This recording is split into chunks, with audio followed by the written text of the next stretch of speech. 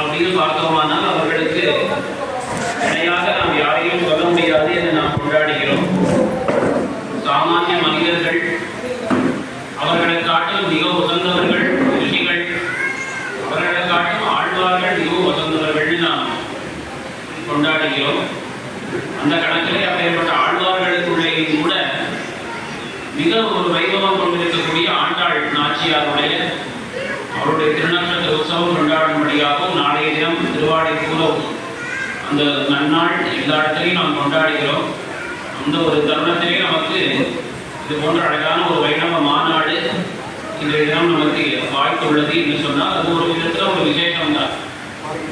மார்கழி திங்கள் ஆண்டாள் பாடும் பொழுது பெரியவர்கள் என்ன காட்டுகிறார்கள் அப்படின்னா, நல்ல விஷயத்தை பண்ண வேண்டும் என்று யோசிக்கும் பொழுது காலம் அளவும் அழகாக வந்து சேரும் என்று காட்டுகிறார்கள்.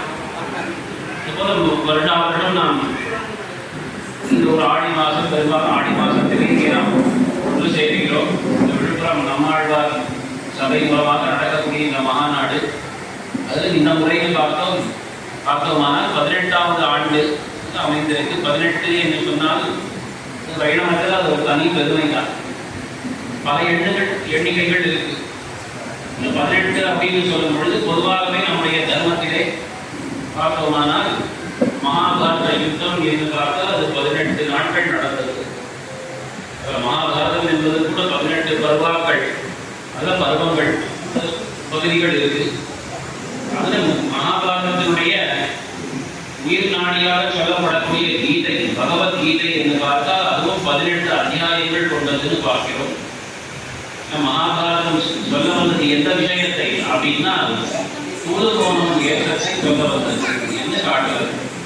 ஸ்ரீராமாயணத்தாலே சிறையிருந்தவள் ஏற்றம் சொல்லப்பட்டது, மகாபாரதத்தாலே சூதுகோணம் ஏற்றம் சொல்லப்பட்டது. அப்பேற்பட்ட அந்த பகவான் அப்படி அந்த பார்த்ததற்கு சாதியாக எழுந்தருளி கீதையை நமக்கு தந்தருளினான்னு பார்க்கணும். அதுவும் 18 அத்தியாயங்கள்.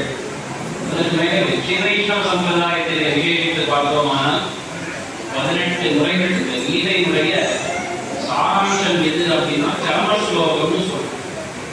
நம்முடைய சனாதன வைதிக தர்மத்திலே மிக முக்கியமான ஒரு நூல், ஒரு சாஸ்திரம்னு சொன்னால் அது பகவத்கீதை என்று நாம் கொண்டாடுகிறோம். என்ன காரணம்? நேரடியாக பகவான் அவனே அதை அருளி செய்தார். கிருஷ்ணம் தர்மம் சனாதனம் அப்படின்னு பகவான் தான் தர்மம். நம்முடைய சீவைஷ்ணவ சம்பிரதாயத்தை சித்த தர்மம்